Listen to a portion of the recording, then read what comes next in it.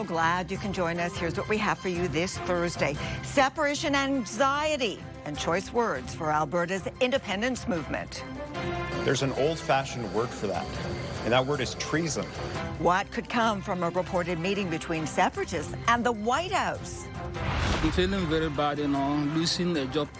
How tariffs played a factor as GM lays off hundreds of workers. If we get into a bad ice storm, we could easily run out of salt. Plus, a shortage is rubbing salt on the wound of a brutal winter.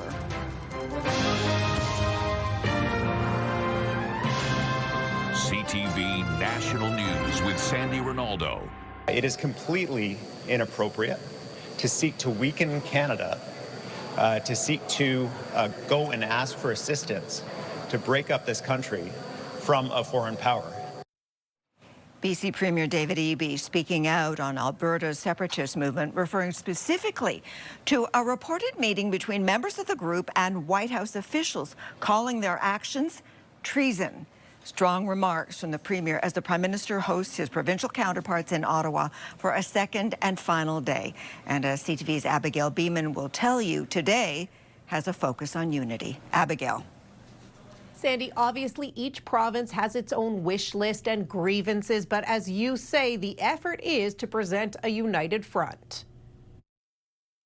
Our country is more united, ambitious, and determined than it has been in decades.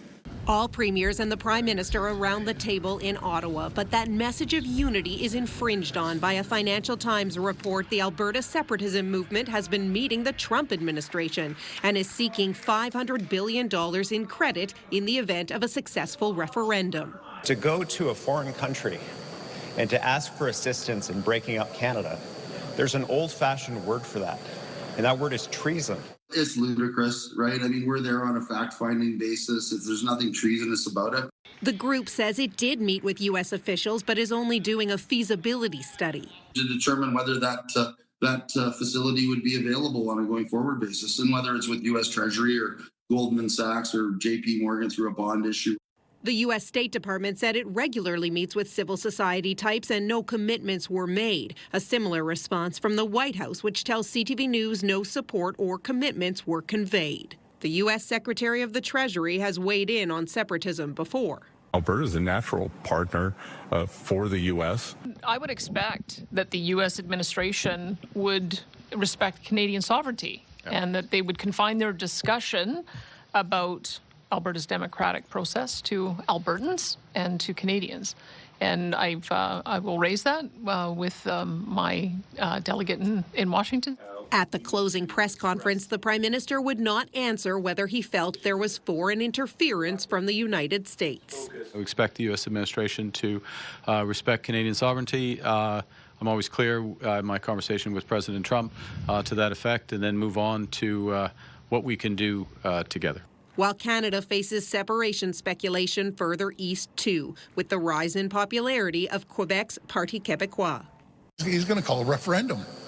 If he, God forbid, he gets elected, I mark my words, within a year and a half, he'll be calling a referendum to separate from Canada. Unacceptable. As for the substance of the meetings, a big focus was the upcoming review of the North American Free Trade Deal. The Prime Minister said he and the premiers agreed to meet monthly once that review is underway. Sandy? All right, Abigail in Ottawa. CTV's chief political correspondent Vashi Kapelas is with us again today, but from Calgary. Okay, Vashi, the Prime Minister has to navigate interprovincial disputes and U.S. pressure, especially with Donald Trump now using the separatist issue to his advantage. A statement here, that's got to be a lot to deal with, right?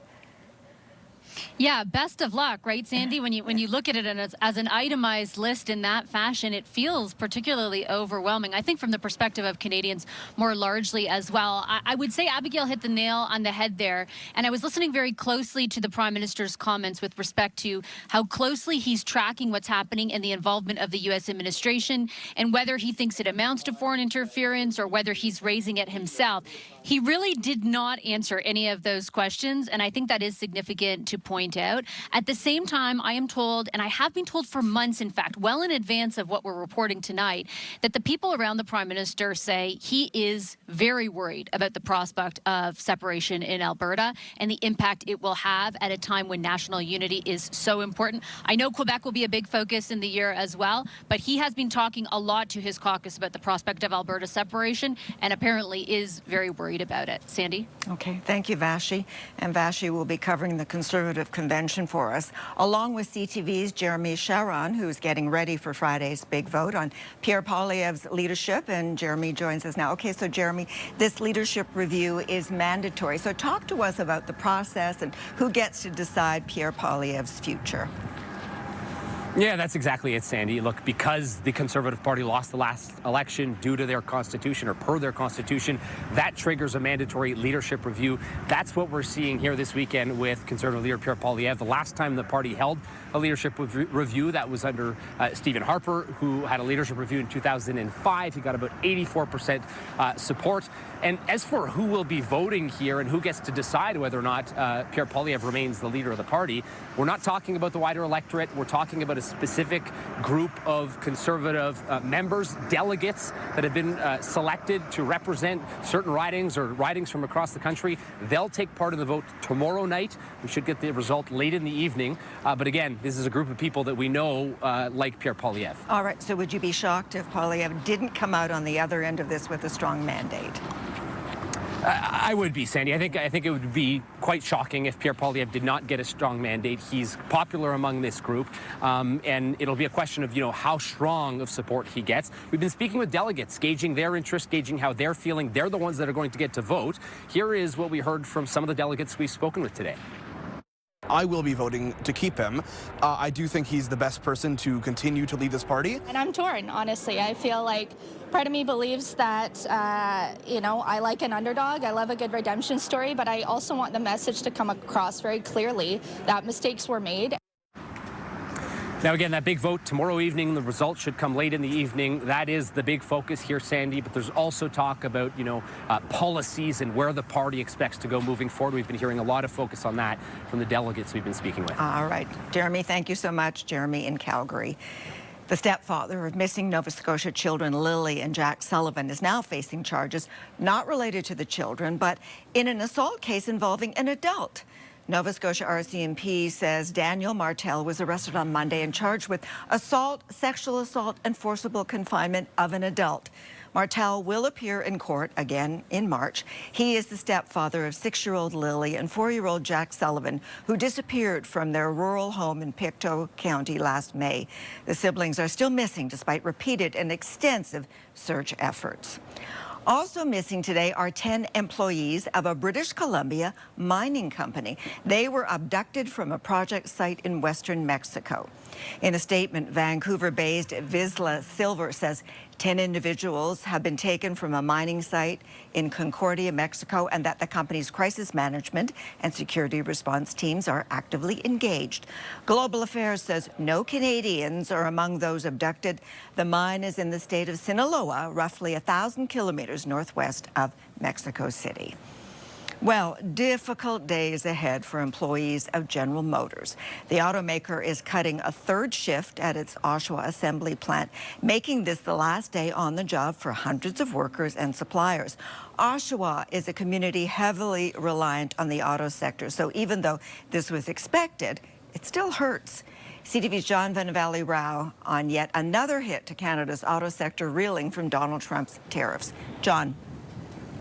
Sandy, the loss of the shift at this GM plant was expected. Still, it's coming as a blow to the workers. The cold and snow matching the mood at this GM plant, with the workers feeling like they're being left out in the cold.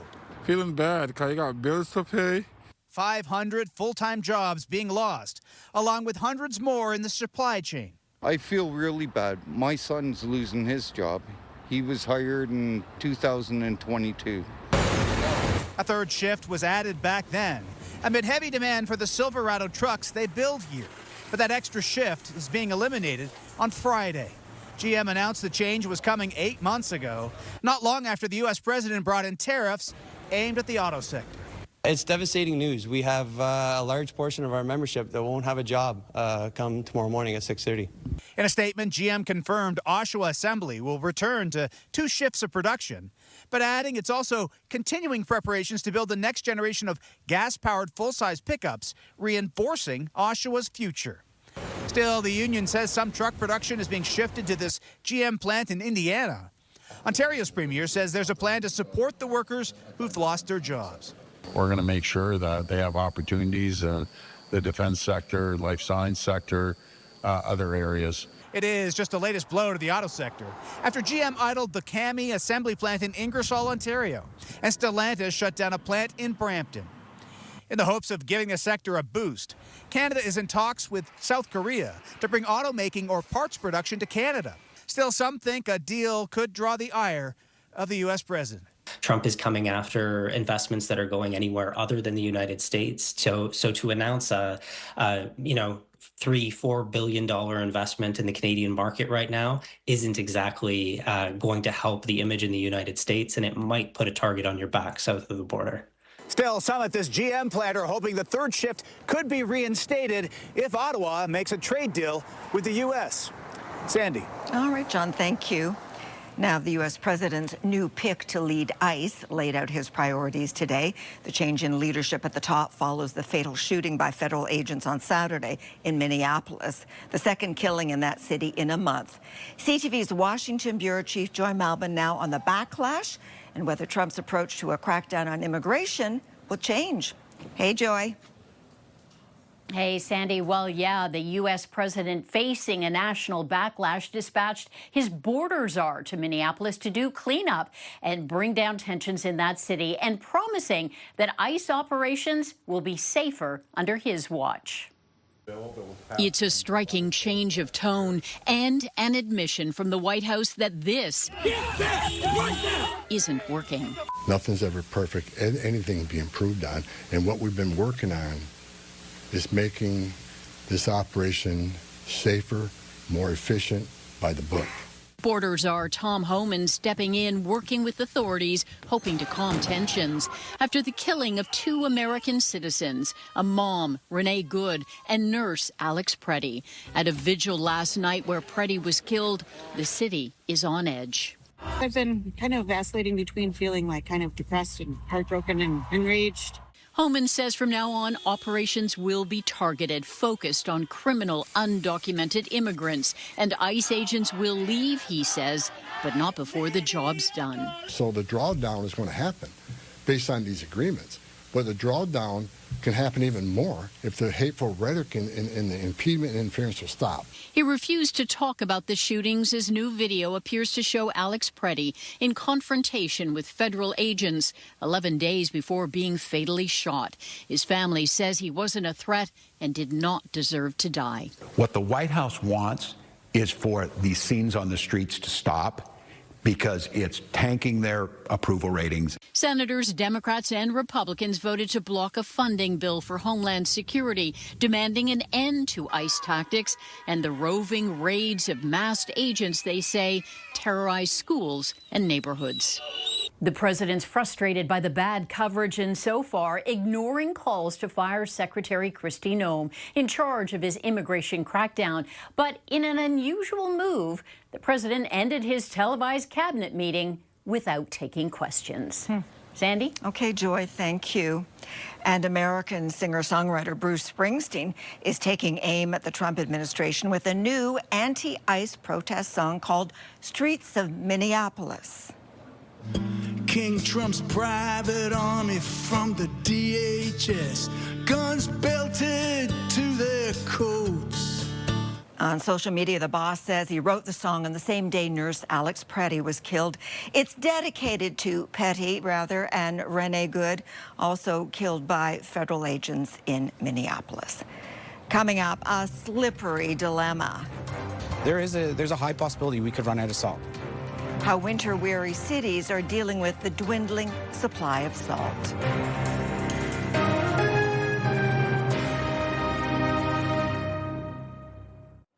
It's a a fact of life in Canada. Where there's snow, there's salt, but now it appears there's a salt shortage with a winter that started early and keeps on giving. We asked CTV's Adrian Gabriel to dig into this story for us. Okay, Adrian, what did you learn? Sandy, with multiple municipalities across Ontario reporting a salt shortage, many are having to do this: take their limited supply of salt and mix it with sand to try and stretch out their supply. And some private companies we've spoken with say that another days-long winter storm could mean running out of salt completely. Goderich, Ontario is home to the world's largest underground salt mine, and yet the province is grappling with a short supply. If we get into a bad ice storm, we could easily run out of salt. An essential commodity during the harsh Canadian winter, reserves are running low across multiple Ontario municipalities. In London, Ontario, operational adjustments are underway. The city of Pickering says its dwindling salt stock must be used carefully to help ensure supply lasts through the remainder of the winter. If there's a municipality that only has an allocation of 1,000 tons based on the last 10 years of their supply, this year they might already be at it, and we're only in January. Dave Giroux's large contracting company is facing the same issue as Ontario's municipalities. What is your fear? That we're going to run out of salt. We service hospitals, we service government buildings, we service airports, so we have contracts that have high liability. Giroux believes we're experiencing supply chain issues, not a shortage. It does seem odd that we have the biggest salt mine in the world and we can't get salt here. Distributors are having to send trucks to the port in Montreal, where long lines are reported to pick up salt brought in from Egypt and Morocco. In Goderich this week, more than 100 empty trucks line the roads outside of the mine that has the capacity to produce 9 million tons of salt per year. It's owned by Compass Minerals, an American company, and large lake freighters are shipping Canadian salt from the mine to the United States, all while there's a reported shortage in Ontario. I wish the government would intervene. Good morning, everyone. CTV News reached out to Premier Doug Ford. We're still awaiting a reply. A statement from Compass Minerals in part reads, "We remain committed to serving all our valued customers in Ontario and all markets that we serve." Some commercial distributors believe that the supply chain issues being experienced this winter in Ontario are so bad, they're forecasting a continued shortage into next year. Sandy. Thank you, Adrian, in Bradford, Ontario. These days, paying for groceries is still the #1 expense draining the pocketbooks of Canadians. New Nanos polling out today highlights just how much affordability is taking a toll. CTV's Alex Carpa has the stats and the effect it's also having on spending habits. Hard to make decisions. A trip to the grocery store is not an easy one for Ben Nye. It's really expensive here. Soaring prices at checkout are forcing him to carefully consider what meals he can afford to make. That's not bad. $4.99. Being currently unemployed and searching for work has made it a struggle to pay the bills. As a consumer, we're being hit hard, and it's being difficult for us to actually be able to afford anything anymore. Nye has even resorted to selling many of his things just to cover costs. It's difficult trying to make ends meet. Like Ben, many are feeling the impacts of rising grocery prices. A new survey finds that the biggest concerns around costs for Canadians is right here at the grocery store. A new Nanos research poll for CTV News finds grocery prices worry Canadians more than housing costs as inflation continues to rise. More than half of Canadians say groceries are top of mind when looking to save money this year, followed by housing at almost 25% and healthcare at nearly 10%. It speaks to the pressure that Canadians are under and how groceries are at the top of the list, significantly ahead of things like housing and healthcare and fuel and entertainment, all those things. But experts warn that relief may not come anytime soon. The story on tariffs are going to continue as we're trying to renew CUMSO with a very unfortunate negotiating opponent in the United States. Could be looking at, a bad year next year as well. Let's try this. As prices continue to climb with no end in sight, Nye says he will do whatever it takes just to stay afloat. Alex Carpa, CTV News, Winnipeg.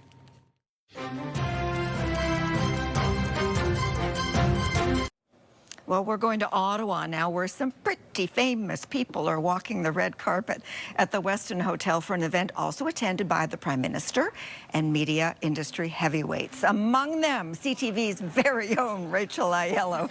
Okay, Rachel, I didn't steal the headline, so who is everyone there to see?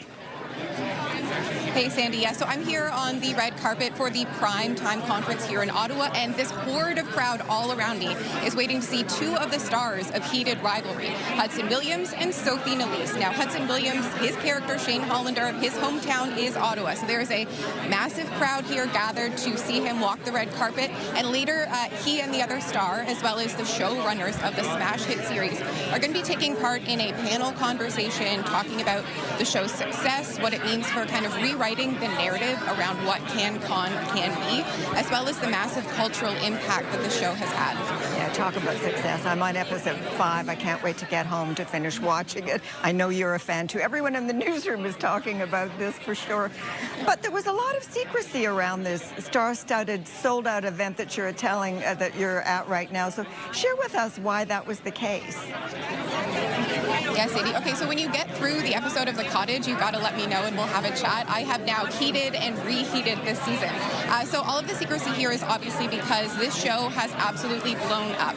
In the 2 months that it has been on Crave's platform, it has gone global. There's been pickup from streamers across the world. All of this just based off of a romance novel series. And so the secrecy was twofold. One, because of what we expected and what we're seeing play out here is this massive crush of people gathering to see one of the world's biggest stars right now, but also the Prime Minister, you know, fresh off his own, can we say, heated rivalry with the premiers today, is making a special appearance here. So that is why the heightened security and the secrecy right up until the last minute before we could let you know that Hudson Williams, one of the two main leads in heated rivalry, is here in the nation's capital. And we'll be watching to see what exactly messages they have, Sandy, for the policymakers, the industry leaders, all of the big execs who are also here, some of them behind me now on the red carpet, what their message is to how to make sure that another heated rivalry could be successful. Sandy? Okay. Rachel, have fun for the rest of the evening, and I expect some stories when we chat tomorrow. Thank you. Deal.